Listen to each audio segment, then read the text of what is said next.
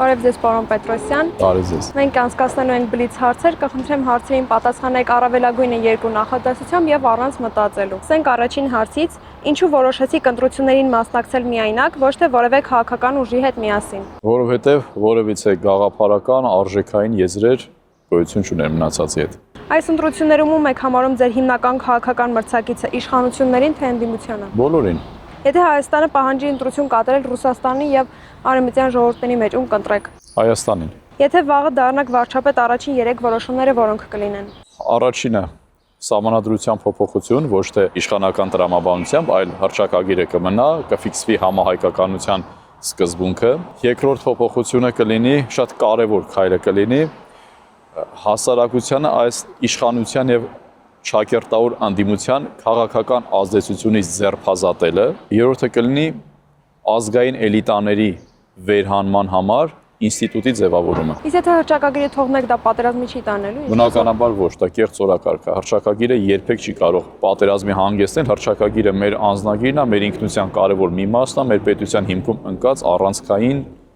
հիմնասյուներից մեկն է։ Հետևաբար դա երբեք չի կարելի փոխել։ Սրբազան պայքարից դուրս գալուց հետո ինչ փոխվեց ձեր քաղաքական պատկերացումների կամ մոտեցումների մեջ։ Որևիցե բան, ուղղակի շատ ավելի լավ ճանաչեցի դաշտը, շատ ավելի լավ հասկացա, որ այսօր Հայաստանում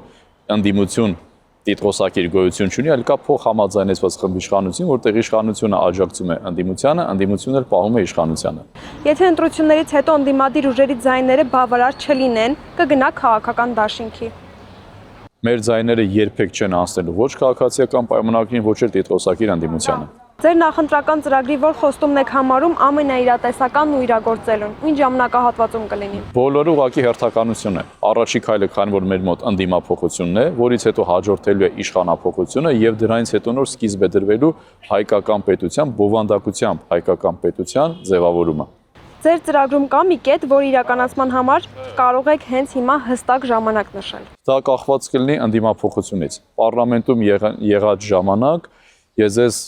մի քանի ամսվա ճշգրտությամբ կարող եմ ասել փոփոխությունների ժամանակը։ Քանի ամիս կլինի։ Պարլամենտում եղած ժամանակ ես կարող եմ ասել իշխանափոխությունը ամիսների ընթացքում, ամիսների ճշգրտությամբ, 2 ամիս տատանումով, եւ կլինի իշխանափոխություն, այն ինչի մասին խոսեցի, եւ դրա սկիզբը կդրվի։ Այս տնտեսական եւ անվտանգային բարդ իրավիճակում ինչու քաղաքացին պետք է հավատա ձեզ եւ որ ձեր ծրագիրը գործնական է եւ ոչ թե պարզապես նախընտրական խոստումներ են։ Քաղաքացին առաջին հերթին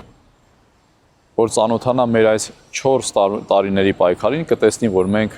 բոլոր իրավիճակներում երբեք չնշվել է մեր սկզբունքներից, միշտ վարկով ենք ապացուցել դա, ու ամենակարևորը այս ընտրություններում պետք է քաղաքացին իմանա, որ միայն չի ընտրում ուղիղ վարչապետ, ինքը ընտրում է պարլամենտ, ամենակարևորը, ով է իրեն ներկայացնելու պարլամենտում։ Եվ եթե այս տրամաբանությամբ շարունակվի ինչպես իրեն պարտադրում են ընտրել վատի ու վատագույնի միջև, ինքը ունենալու է նույն պարլամենտ եւ կրկնվելու է նույն իրականությունը։ Հետեւաբար ինքը պետք է կամք դրսևորի եւ փոփոխությունների գնա, հնարավորություն տալով նոր դերակատարներին, ովքեր նոր են ոչ միայն իրենց արտաքինով, այլ նաեւ իրենց բովանդակությամբ, օրակարգով եւ նաեւ խոսույթով։ Եվ ինչու պետք է քաղաքացին հենց ձեզ ձայն տա, այլ ոչ թե մնացած օրինակ 18 քաղաքական ուժին, եթե իշխանությանը չվերցնի։ Որովհետեւ մենք որևիցե կապ չունենք ոչ ներկա իշխանության հետ, ոչ նախկին իշխանության հետ, մեր տեսլականի հիմքում ընկած է գիտավերլուծական հարացույցը եւ ամենակարևորը մենք ունենք գաղափար տեսլական, որը բխում է ազգային շահերից։ Իսկ մնացած 17 կուսակցությունները կապ ունեն իշխանությունների հետ։ Իմ խորին համոզմամբ մեծամասնությունը